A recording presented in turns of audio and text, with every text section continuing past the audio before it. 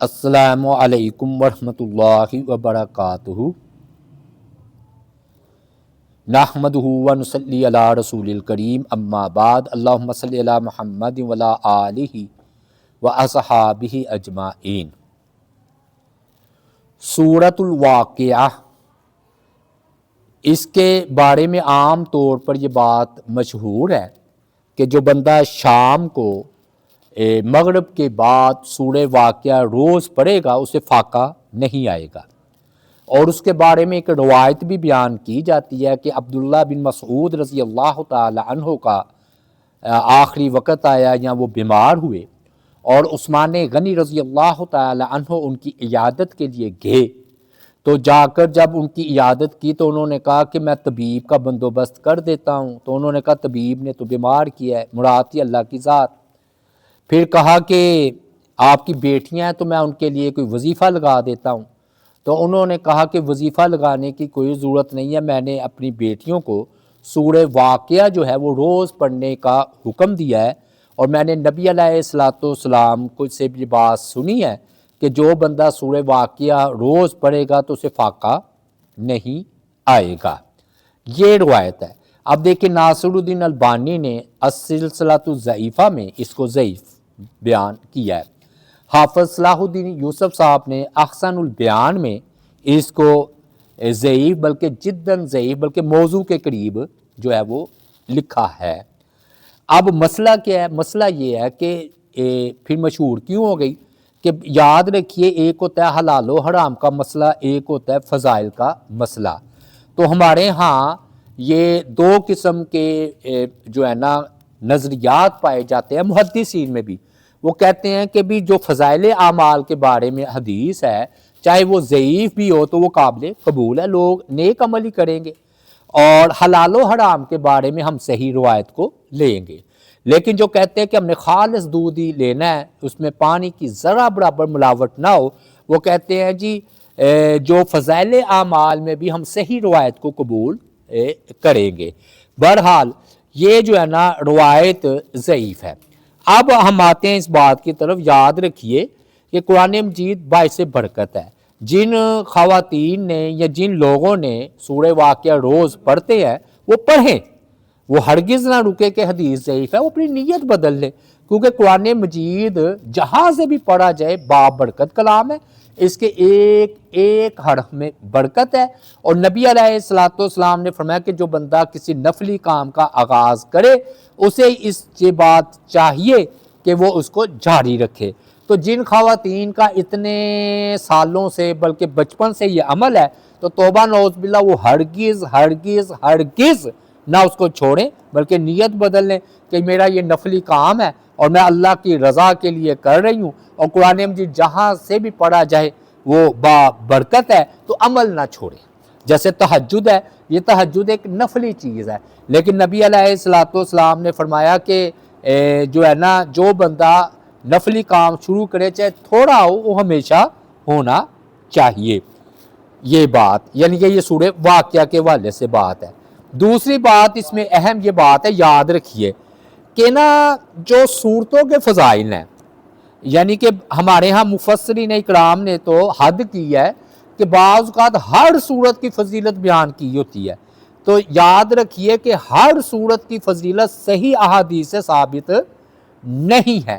ہاں جو آ رہے ہیں وہ ٹھیک ہے، مطلب فلق و ناس پڑھے گا، اللہ تعالیٰ جادو سے بندے کی حفاظت کریں گے، اور اگر کوئی بندہ جو ہے سورہ ملک رات کو پڑھ کر سوئے گا عذاب قبر سے محفوظ رہے گا، جو سورہ فاتحہ پڑھے گا اللہ تعالیٰ سے شفا نصیب جو ہے وہ فرمائیں گے، اور جو بندہ جو ہے اسی طرح آمن رسول کا آخری رکوع رات کو پڑھ کر سوئے گا اس کو ساری رات عبادت کا ثواب ملے گا اور کافی ہو جائے گی، اور وہ غافلوں میں سے نہیں لکھا جائے گا۔ یا یہ بات کہ سورہ کہف جو پڑھے گا جمعے والے دن اس کے لیے آئندہ اگلے جمعے تک نور اور روشنی ہوگی، یا کوئی سورہ کہف کی ابتدائی 10 آیات پڑھے گا وہ فتنہ دجال سے محفوظ رہے گا۔ اب دیکھیں نا یہ صحیح ہے، یا قل ہو اللہ وہ 3 بار پڑھے گا اسے قرآن مجید کا پورا پڑھنے کا ثواب ملے گا، ٹھیک ہے۔ میرا مطلب یہ ہے کہ جن صحیح احادیث میں مخصوص صورتوں کے فضائل آئے ہیں اور وہ کم ہے، بہت کم ہے، تو وہ ٹھیک ہے، لیکن تکلف کرتے ہوئے ہر صورت کی فضیلت بیان کرنا، مثلا سورہ رحمان جو ہے جی یہ قرآن کی دلہن ہے، ضعیف روایت ہے۔ سورہ یاسین قرآن مجید کا دل ہے، ضعیف روایت ہے۔ اسی طرح میں اب اور ایک آئی ہے بات ہمارے لوگوں میں پنج سورت کی۔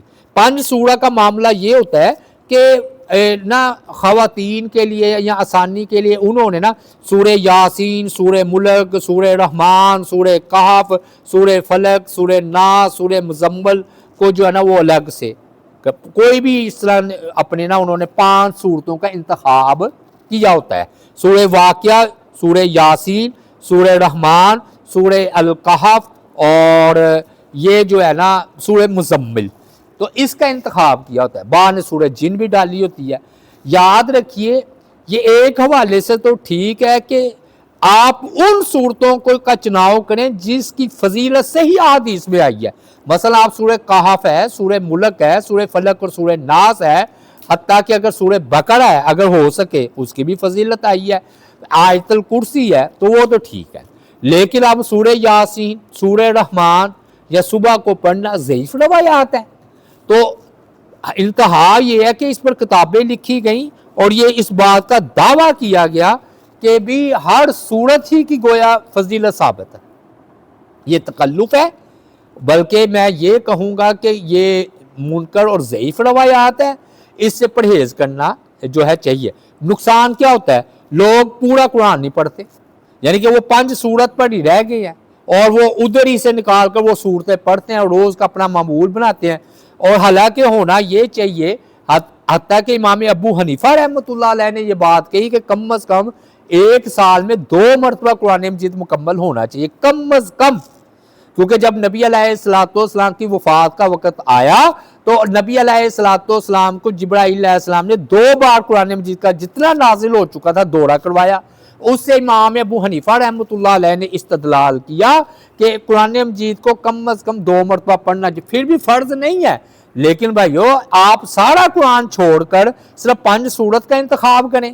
میں نے قرآن دیکھا تو وہ 5 سورتہ کے جو ہے نا کاغذ خستہ ہوئے تھے پڑھ کے، اور باقی پورا نیو قرآن تھا، گویا کہ پورا قرآن مجید پڑھا ہی نہیں گیا، تو یہ نہیں ٹھیک۔ یعنی کہ اگر آپ نے آسانی کے لیے انتخاب کرے تو 2 چیزیں 5 سورت کا کر لے، 5 سورہ کا، ایک تو صحیح جو ہے نا صورتوں کا انتخاب کریں، جن کا صحیح صورتوں کا مطلب کیا ہے کہ جن کے فضائل جو ہے نا صحیح احادیث میں آئے ہیں، جس طرح میں نے مثال دی سورہ ملک ہے، سورہ فلق ناس ہے، اور اسی طرح سورہ فاتحہ ہے، سورہ کہف ہے۔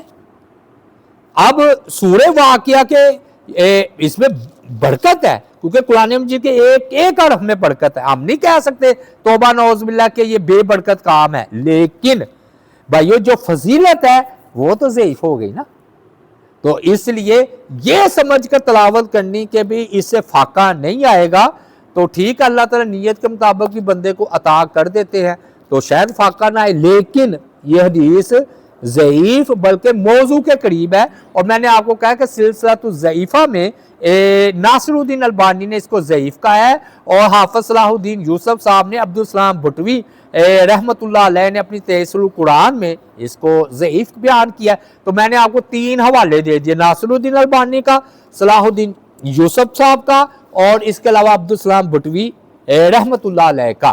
میں خود بھی اس کو روز پڑھا کرتا تھا، لیکن جب مجھے یہ پتا چلا تو چھوڑ دیا، تو یہ اچھی بات نہیں ہے چھوڑنا، اس لیے میں کہہ رہا ہوں کہ آپ نے چھوڑنا نہیں عمل، لیکن آپ نیت بدل لیں کہ ٹھیک ہے میرا یہ ایک نفلی کام ہے اور قرآن مجید ہے، اللہ کا کلام ہے، یہ جاری رہنا چاہیے۔ تو اللہ تعالیٰ سے دعا ہے اللہ تعالیٰ عمل کی توفیق عطا فرمائے۔ وما علینا الا البلاغ المبین۔